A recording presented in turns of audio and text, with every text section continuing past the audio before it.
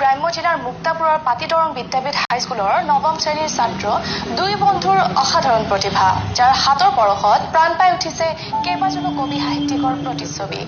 ৰূপকোঁৱৰ জ্যোতিপ্ৰসাদ আগৰৱালা, সৰ্বপল্লী ৰাধাকৃষ্ণনৰ পৰা আৰম্ভ কৰি বহুজনৰে ছবি আঁকি দেখুৱাইছে প্ৰতিভা।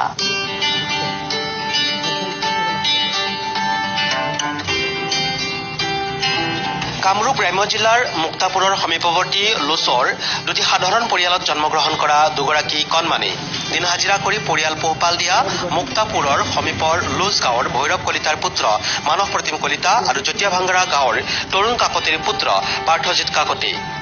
পাতিদৰং বিদ্যাপীঠ হাইস্কুলৰ নৱম শ্ৰেণীৰ ছাত্ৰ বন্ধুৰ আছে এক অসাধাৰণ প্ৰতিভা, যাৰ হাতৰ পৰশত প্ৰাণ পাই উঠিছে কেইবাজনো কবি সাহিত্যিকৰ প্ৰতিচ্ছবিয়ে। ৰূপকোঁৱৰ জ্যোতিপ্ৰসাদ আগৰৱালাৰ পৰা সৰ্বপল্লী ৰাধাকৃষ্ণনলৈকে ছবি আঁকি দেখুৱাইছে প্ৰতিভা।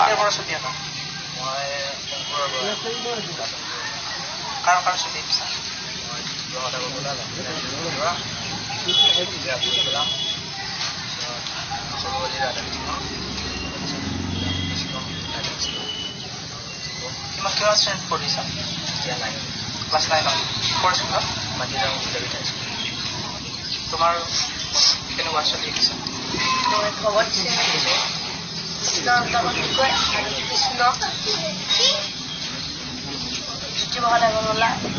দুজনে বন্ধু একেলগে ছবি আঁকা ক'ৰবাত শিকিছিলা নেকি? শিকা নাই? কেনেকৈ ইমান ধুনীয়া ছবি আঁকিছিল? মই ঘৰতেই কিছু লকডাউনত আঁকিলোঁ, বহুত হেৰিও কৰিলোঁ, অৰ্ডাৰো দিছিলোঁ। তাৰপিছত আৰু আগতে য'ত মই পঢ়িছিলোঁ প্ৰাইভেট স্কুলত, তাতে সমৰ আছিল আমাৰ এজন টিচাৰজনে আমাক কোনোবাই মানে ছবি পইচা দিছে? অৰ্ডাৰ আহে, ভাল ভাল ছবি দিলে মই কেতিয়াবা কৰোঁ।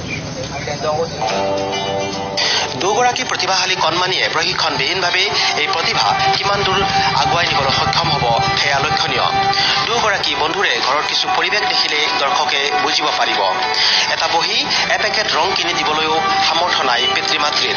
কণমানি দুগৰাকীৰ ভৱিষ্যতৰ কথা ভাবি জনপ্ৰতিনিধি তথা কোনো সদাশয় ব্যক্তিৰ পৰা পিতৃ মাতৃয়ে সহায় বিচাৰিছে। তাৰ কাৰণে মই আনন্দিত হওঁ। তাৰ যেন ভৱিষ্যতত কামখিনি উত্তীৰ্ণ হ'ব পাৰে। মই জানো যেনেকুৱা হৈ আছোঁ, মই সেনেকুৱা হ'ব তাক নিদিওঁ। আপোনাৰ গাঁওখনৰ নাম কি? মোৰ গাঁওখনৰ নাম মুক্তাপুৰ লজ। মুক্তাপুৰটো নহয়, লজটো মুক্তাপুৰতে কৰে। আৰু মোৰ নাম শ্ৰী ভৈৰৱ কলিতা। ল'ৰাজনৰ নাম কি? ল'ৰাজনৰ নাম শ্ৰী মানস প্ৰতিম কলিতা। আৰু তাৰ বন্ধুজনৰ নাম? তাৰ বন্ধুজনৰ নাম হ'ল পাৰ্থজিৎ কাকতি। গাজবাৰীৰ পৰা সত্যব্ৰত দাসৰ সহযোগত নিউজ ডেস্ক ৰিপৰ্ট।